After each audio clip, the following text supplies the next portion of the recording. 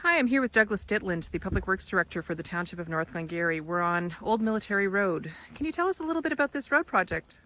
Okay, so what you're seeing behind me is a large diameter cross culvert. It's approximately 7 feet in diameter.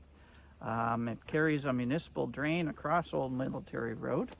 And if you'd driven recently Old Military Road, you'd notice a bump. And what was happening was the culvert had failed, and the granular material in the road was slowly but surely being washed away.